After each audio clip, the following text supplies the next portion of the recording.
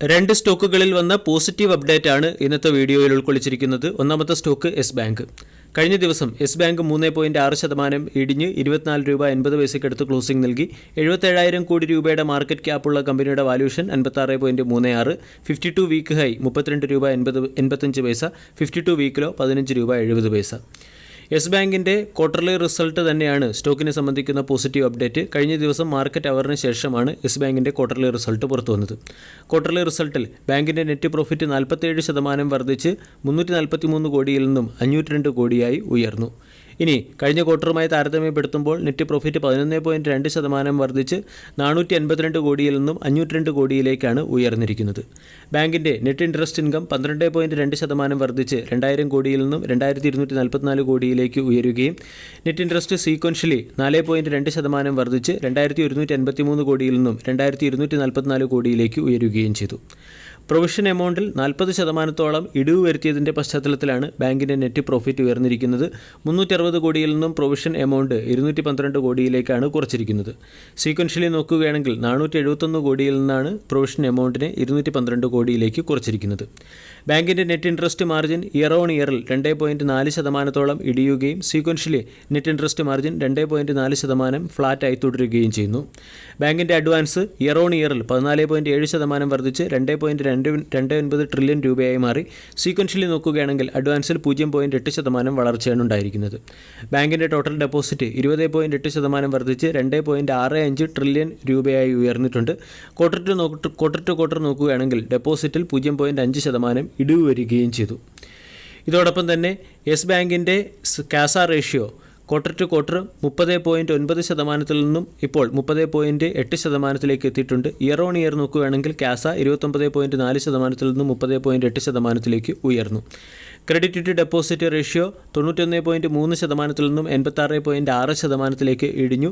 Sequentially നോക്കിയാൽ 85.5% നിന്നും 86.6% credit to deposit ratio ഉയർന്നിട്ടുണ്ട്. യെസ് ബാങ്കിൻ്റെ അസറ്റ് ക്വാളിറ്റിയിലാണ് ഏറ്റവും വലിയ കുതിച്ചുചാട്ടം കാണാൻ സാധിക്കുന്നത്. അസറ്റ് ക്വാളിറ്റി അല്ലെങ്കിൽ ഗ്രോസ് NPA 2% നിന്നും 1.7% ഇടിയുകയും നെറ്റ് NPA 1% നിന്നും 0.5% ഇടിയുകയും ചെയ്തു. സീക്വൻഷ്യലി നോക്കുകയാണെങ്കിലും അല്ലെങ്കിൽ ഇയർ ഓൺ ഇയർ നോക്കുകയാണെങ്കിലും ഗ്രോസ് NPAയിലും നെറ്റ് NPA മികച്ചതായത് ബാങ്കിൻ്റെ അസറ്റ് ക്വാളിറ്റി ഇംപ്രൂവ് ആയി എന്നുള്ള സൂചനയാണ് നൽകുന്നത്.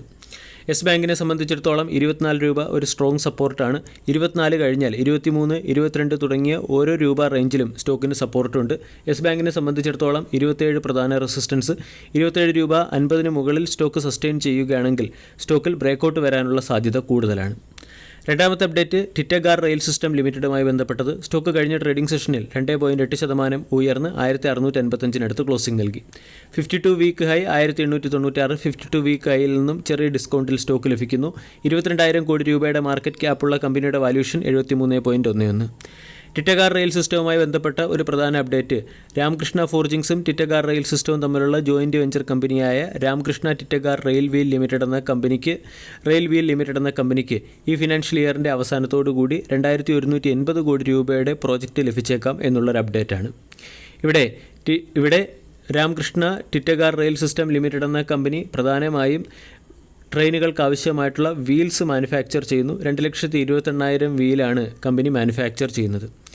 ഇവിടെ കമ്പനി അതിൻ്റെ പ്രൊഡക്ഷൻ വർദ്ധിപ്പിക്കാനും തീരുമാനിച്ചിട്ടുണ്ട്.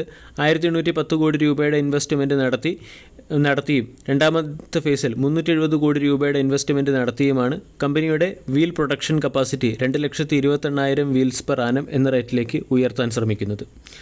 ഓവറാൾ ഈ രണ്ട് ന്യൂസും സ്റ്റോക്കിനെ സംബന്ധിക്കുന്ന പോസിറ്റീവ് അപ്ഡേറ്റ് തന്നെയാണ്. ഇതിൻ്റെ പശ്ചാത്തലത്തിൽ ടിറ്റഗാർ റെയിൽ എന്ന സ്റ്റോക്കിനെയും വരും സമയങ്ങളിൽ ശ്രദ്ധിക്കാം. ടിറ്റഗാർ റെയിൽ 1685 ട്രേഡ് ചെയ്യുന്നു. 1550 സ്റ്റോക്കിൻ്റെ ഒരു സ്ട്രോങ് സപ്പോർട്ടാണ്. 1750 എന്ന ലെവൽ മറികടന്നതിന് ശേഷം മാത്രം short time point of view സ്റ്റോക്കിൽ പൊസിഷൻ എടുക്കാൻ താല്പര്യമുള്ളവർ ടിറ്റഗാർ റെയിൽ സിസ്റ്റം എന്ന സ്റ്റോക്കിനെ പരിഗണിക്കുക. വീഡിയോ എല്ലാവർക്കും ഇഷ്ടമായി എന്ന് വിശ്വസിക്കുന്നു. Thank you.